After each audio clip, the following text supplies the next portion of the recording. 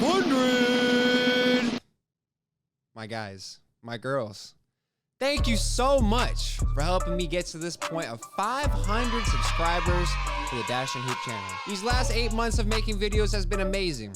One of my favorite things to do, one of my favorite passions is to talk about basketball, and to be able to do it in front of a camera for a few people is amazing. There's truly no other words to describe it. So in honor of helping me out, we're hitting you with a little Dash and Hoop Q&A. And without further ado, let's jump right into it. Well, actually, further ado, if you do want to go ahead and be involved in the next Q&A we do, follow me on Instagram at Dash and Hoop. Dash and Hoop, Dash and Hoop. You can follow me on any other platform too, TikTok, Twitter, all the above. But first question is from Miss Diamond. Who is your #1 player you would like to interview? So, Miss Diamond, I cannot go ahead and give you one singular one. It's going to have to be a top 3. And first of all, or maybe this is #1, I don't know. But Draymond Green would be a phenomenal guest to have on the show. Kind of a strange pick, I know. He already does the podcasting stuff. He's with the volume. He's very, what do they call him? The new media. He's part of the new media, and I'm also a part of that. I'm with him. Draymond Green would be an excellent guest to have on the show just because I was very much so influenced by his game. I think he's a high IQ player. I think he's a phenomenal passer, underrated playmaker, great defender, undersized, just like me. Whoa. I would love to have him on there just to, you know, fulfill a little childhood dream aspect of it.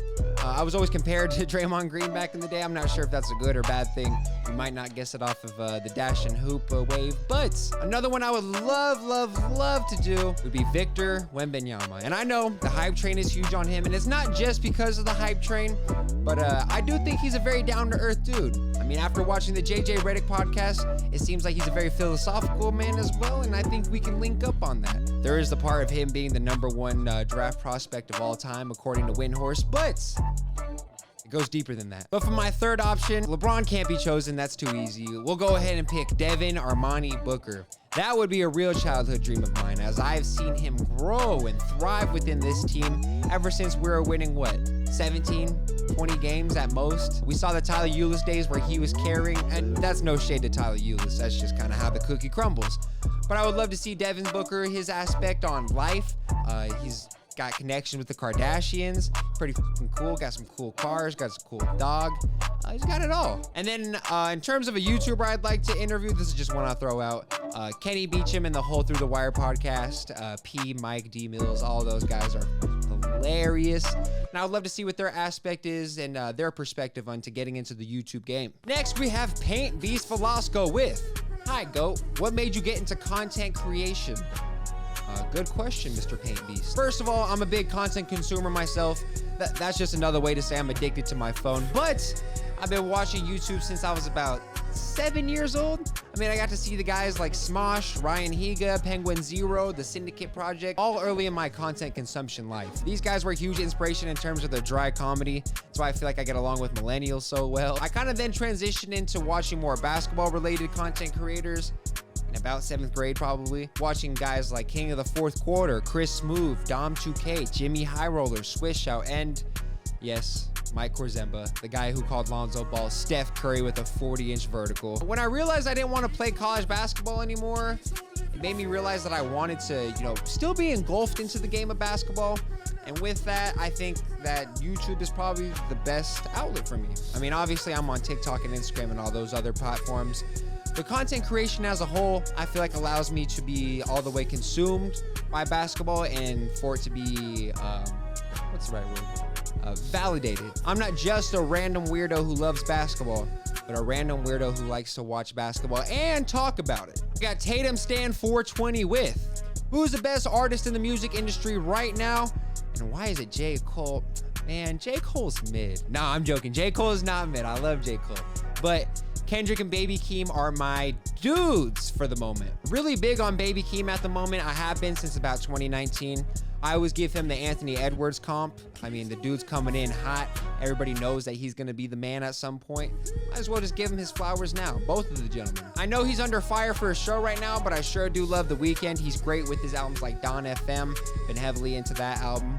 I love Beauty Behind the Madness, Starboy. The trilogy was amazing. The Griselda boys will always run stuff for as long as they're dropping heat. I mean, the big three, Conway, Westside, and Benny, they kill. I even like the dudes like Boldy James that are in BSF. We got dudes like Rome Streets, Armani Caesar. All those dudes murder it. Also, I'm a huge fan of Uzi, and I think maybe he can make his presence known again with the pink tape. But in terms of all time, I know it's not the question, but all time, I still got my big three of Earl Sweatshirt, Ye, and Kendrick. Now we have the man, the myth, the legend, Mage Man 48 with who is on your radar to break out this season, or some rookies to look out for this season.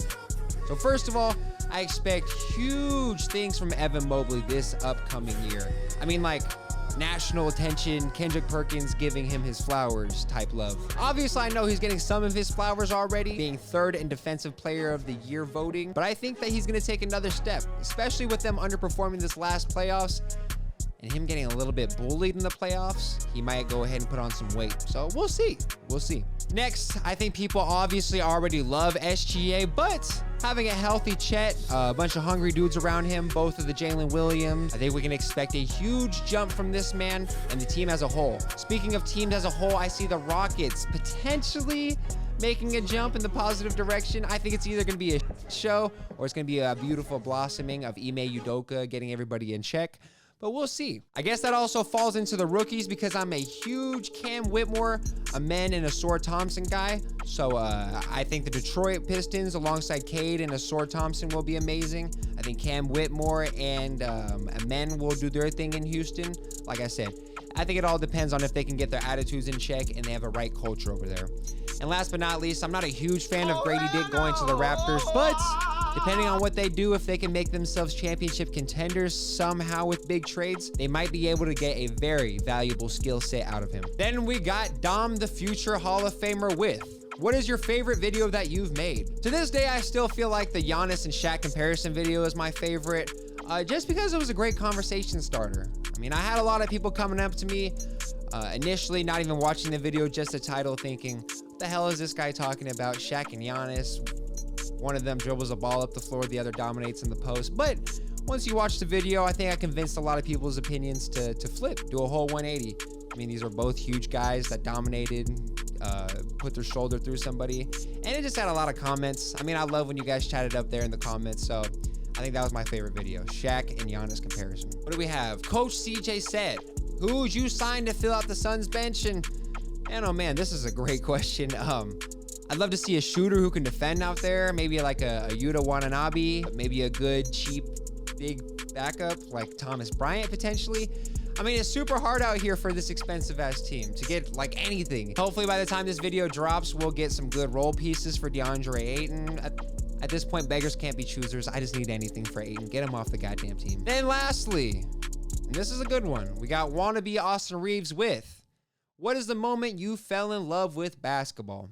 So I'll answer this in two parts. In terms of just loving basketball as a whole, I think, well, I've been playing organized basketball since I was 9, but I don't think I was really in love with it at that time.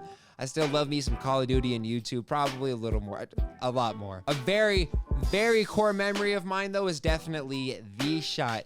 You know, Bosch with the rebound, kick it out to Allen, bang, bang. I was all by myself in my living room. I remember all my family had gone to their room because that game seemed damn near over. I just remember sitting there by myself, looking left to right and thinking, holy, basketball's kind of cool. In terms of actually playing basketball, though, probably was in the 7th grade, junior high, when I realized that there was an itch that I just loved scratching, and that was getting offensive rebound putbacks. Really random, I know, but it's still one of my favorite ways to score to this day. And if you're wondering how I play in real life, if you don't know, this is an accurate representation.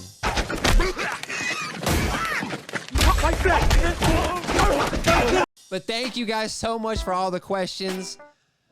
Thank you so much for getting me here to 500 subscribers. You have no idea how much this means. You know, making this jump of putting myself out there onto the YouTube space for the whole world to, you know, poke and make fun of me. It's fun. I can't lie. I was going to say it was kind of nerve-wracking. It is fun. I won't lie to you. The fact that there are a few people who like to watch these videos and see me act like a goober in my suit, it can help me get through the day sometimes. I can't lie.